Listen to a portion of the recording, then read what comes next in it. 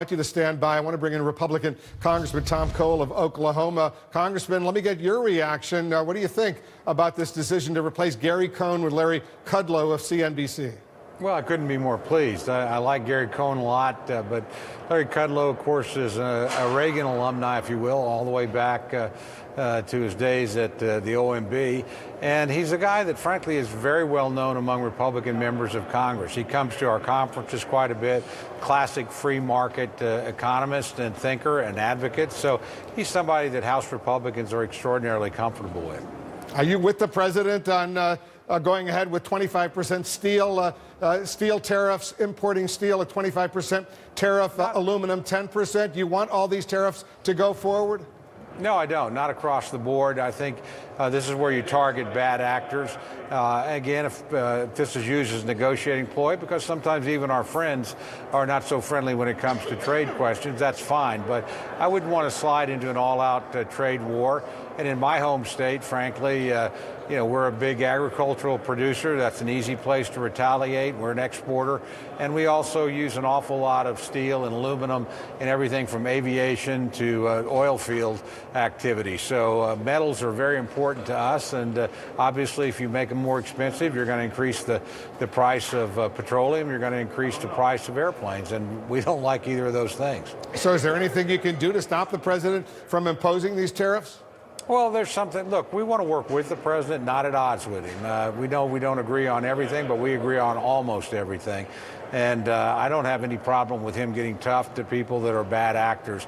Obviously, the Chinese, my own district is a huge tire producer. A number of years ago, we had to put tire tariff on them because they were dumping in the American market. So I understand the use of this as a tool in selected cases, but I don't think it works very well if you just do it to friend and foe alike, so to speak. So a little more nuanced approach, and we'll talk to the president about that. 100 of us signed a letter to that effect, coordinated by Kevin Brady, the chairman of Ways and Means and a noted free trader. I think the speaker's made his views available, known on this and available. So again, we're in a dialogue with the president, but we see this as a productive partnership, not as something where we're at war or at odds with our own president. You may have an ally in Larry Kudlow when he goes to the National Economic Council. Let me put your political hat on, Congressman. A major earthquake out in Pennsylvania. You're a former head of the National Republican Congressional Committee. What's your reaction to the election results in this 18th Congressional District in Pennsylvania? Connor Lamb slightly ahead by only 627 votes. Looks like he's got a good chance of beating Rick Saccone. The president was there over the weekend, and he was saying the whole world was watching. It looks like the Democrats going to win. Well, we'll see. It's still contested, but frankly, I think it doesn't tell us much new. We knew the midterms were going to be difficult.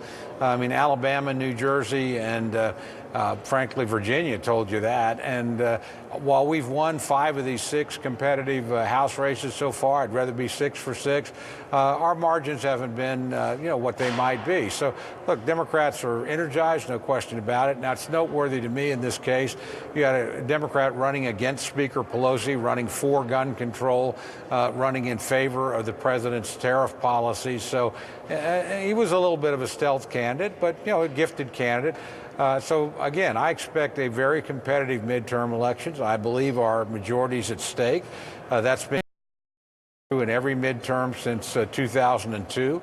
It's not going to be any different this time. Republicans need to be ready. I think we will be. I think we have excellent candidates, a great campaign committee, and nobody's asleep on our side. So, well, how worried are you? It's going to be a battle in the fall. How worried are you, Congressman, that Democrats could do exceptionally well in the midterms and become the majority in the House? I think look, I would consider that a 50-50 possibility. And any Republican that denies that is not doing themselves a favor. You need to understand when the environment is against you. It is right now. It always is against the party that's in power at a midterm election. Unfortunately, again, we have a lot of members that have won in districts that Hillary Clinton carried, that have won in districts that Barack Obama carried. I actually think our battle-tested incumbents are about as good as you could ask for. And I think, again, our committee's in good shape, and we're certainly not in a state of denial or complacency on our side. So got to get ready for a big fight in the fall.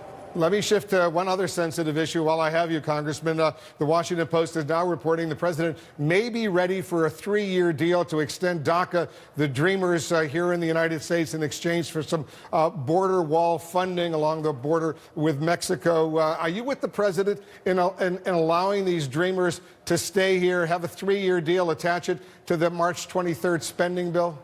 I'd want to see the details, obviously, but yeah, I could be broadly in favor of that. And look, I think the president's actually laid out the most reasonable position here. He went a lot further than Democrats thought he would or could when he put out his proposals. That is, 1.8 million, which more than double the people eligible, path to citizenship. But in return, real change, the border wall, and then changes in both the chain migration portion of our existing law and the visa lottery. Actually, well, what if they drop the last two ingredients? They pass the citizenship for 1.8 million Dreamers in exchange for border wall funding, but they don't deal with the other issues right now. I don't know what the specifics are, obviously, and that always makes a difference, but I would be inclined to be supportive. Look, the president wants to move ahead. I think he's right to move ahead on border security. Look, both parties really agree that the DACA population is full of really good people, that America really is their home. So this is something we just need to work through to a successful conclusion. So I don't find a deal like that a problem, certainly for me to support. Well, clearly, you're in favor of a certain opportunity for these Dreamers for a pathway to citizenship. Absolutely. You don't say that's simply amnesty, as some of your Republican colleagues do. No, I don't. Look, there's a big difference between children that were brought into the country as children. This really is their home. Look, they've had to pass really stringent background checks. They have to be at work, clean record. I've met with a lot of these folks that are in this category from my own state, my own district. I find them to be very admirable people. So we need to work towards some sort of long-term legal status for them and allow them to do what they're doing now, which is work hard, progress, and contribute to the American economy and to the American culture. So there's a deal to be had here. I'm pleased that the president's trying to work toward one. Congressman Tom Cole of Oklahoma, thanks so much for joining us.